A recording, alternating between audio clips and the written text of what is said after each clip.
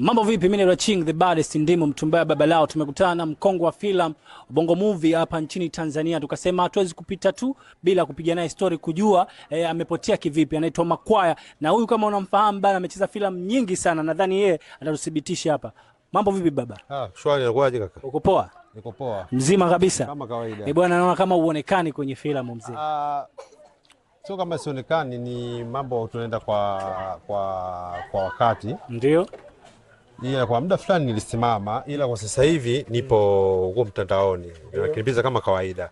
Kuna tamthilia moja inaitwa Melissa Emedi Chande, nimeshiriki huko mwanzo mwisho, na kuna tamthilia moja inaitwa Sambovu, ipo huko YouTube. Nimekimbiza mwanzo mwisho. Kuna tamthilia moja pia inaitwa ya Dhamira, nayo tulishaga ITV, na sababu nimerudi tena huko kaona bado mwizo nakimbiza. Sijapoa. Ndio. Sasa hivi kuna mfumo watu wanafanya series. Wameachana na yale mambo ya part 2, part 1. Ndio vitu watu wameachana navyo. Kuna mfumo kuna series yoyote ushe kupigiwa simu ambao ukasema labda mzee Makwaya anatakiwa awepo? Ndio, kama nilivyokueleza kwa series ambayo ya Medi Chande kuna Dosari na ukiingia kwa Dosari ya Medi Chande utanikuta. Namshukuru kwanza yule kijana kwamba anitupi mzee wake. Yaani atapambana, atafanya kazi, lazima atatafuta tu Makwaya yuko wapi. Ndio.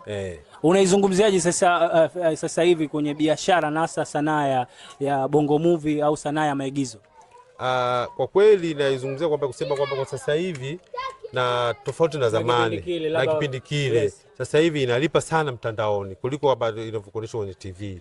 Ukipata kazi yako, ukipata channel ya kutoa kazi yako kali ambayo story inaeleweka, wachezaji wakacheza vizuri, umeona location nzuri, ukaitupia huko mtandaoni, basi jambo litakuwepo. Sasa hivi tunaona wasanii wengi wa filamu wanakuwa wanajisifu kwa upande wao, kwa sababu wengi wanapata kazi na kazi zinakuwa zinaruka kwenye vituo vikubwa. Umeelewa vizuri? Lakini ukiacha hivyo, kuna mfumo wa sasa hivi watu wanaandaa production zao wenyewe, kampuni, waigizaji wanakuwa nao wenyewe. Kwa upande wako wewe, kwa tangu ulipoanza na mpaka sasa hivi, ushakufikiria hiyo kitu labda kuwa na production yako, au unayo production? Kwa kweli umeniuliza swali ambapo liko ndani ya kichwa changu kwamba natamani ipo siku na mimi. Shida inakuwa nini? Shida ni mkwanja, au wenyewe wanasema sasa hivi sasampa. Yaani nikipata kitu kama hicho hapo ambao ni bajeti yangu imekamilika, nitafanya kitu kikubwa ambayo hakijawahi kutokea katika nchi. Na najua wasanii wapo ambao sio na majina, ukiwatumia vizuri, ukiwa kochi, basi mtafanya kitu kikubwa sana. Watoto watashangaa. Kuna mzee Jengua, kuna mzee Majuto na wasanii wengine ambao naweza nikawatajia hapo. Mzee Jengua, mzee Majuto na kuna Mwogo Mchungu. Au unawazungumziaje kwa nafasi yako? Wao nawazungumzia mimi kama wazee wangu katika sanaa. Mzee Majuto, mzee na Mwogo Mchungu kama mjomba wangu, naona ni brother wangu. Ananifahamu, hata akiona hii hapa kitu atajua ni mdogo wangu.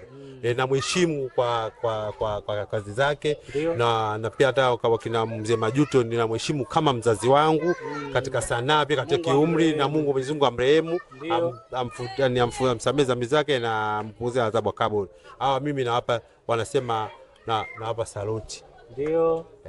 Unatoa saluti kwao. Bana, tumeweza kuzungumza masuala machache sana kuhusiana na mzee Makwaya, na amezungumza Makwaya. Mzee Makwaya, na amezungumza vitu vizuri sana kuhusiana na sanaa ya filamu. Of course, nataka tujue sasa income yako sasa hivi. Kwa sasa hivi nipo najiandaa, kuna kazi nzuri ambayo inakuja. Nipo na director wangu ambao ndo nilianza naye kazi, ambaye anaitwa Kisani Mwenga. Nadhani nikisema hivyo jina hilo Tanzania hii kila mtu anamuelewa. Kuna kitu kinakuja. Kwa hiyo inabidi mbaki niache tu kwenye bracket hivyo hivyo, watakuja kukipokea, watakiona. Yaani ndani ya Ramadhani inaisha hii hapa, sikukuu zinapita hapa, kitu kitakuja kinatoka, kitu kikali. Gen Z zimekuwa nyingi, na maanisha vijana wamekuwa wengi sana, wamekuwa na hamasa sana kuingia kwenye swala la filamu, na wengine wanaposti bidhaa zao zinaenda. Kwa mpango wako wewe, unakusema unakipika kitu jikoni, na tayari ukishakifanyia preparation, unadhani utaweza kukompea na wasanii ambao sasa hivi wapo kwenye soko hili? Hilo compare ni njia jepesi sana, kwa sababu kama unavyosema kuna hao Jay-Z wapo katika hiyo kazi mpya tokuwepo, hao vijana ambao kizazi cha sasa hivi na kizazi cha zamani. Kwa hiyo ukiweka pamoja utapata kitu fulani, ladha fulani utaipata pale. Kwa hiyo sina wasiwasi kwenye hilo. Unamzungumziaje JB? Hapa no comment. Siwezi kusema chochote juu yake hapo. Kwa nini? Na mheshimu kwa brother. Na kazi zake pia naziheshimu. Yaani kama umezulumiwa hivi na JB, kama huwezi kuzungumza chochote. Hajanidhulumu. Ushakufanya naye kazi? Sijawahi, ila siku za usoni kama Mungu akijalia naweza nikafanya naye kazi, lakini sijawahi kufanya naye kazi. Cha mwisho cha kumalizia mzee wangu. Cha mwisho cha kumalizia kwa mashabiki zako. Cha mwisho nawaomba mashabiki wangu wawe tayari kwa kuipokea kazi yangu ambayo itokuja hivi karibuni, na vile vile wasichoke kutusapoti. Wasichoke kutusapoti, kazi zetu wakiziona ni hivyo. Naweza kumaliza na hasini yoyote hapo, ukamaliza na hasini. Inatosha bwanangu. Unaweza kumaliza hasini yoyote hapo. Inatosha. Unajua somo kali sasa. Inatosha. Bwana Big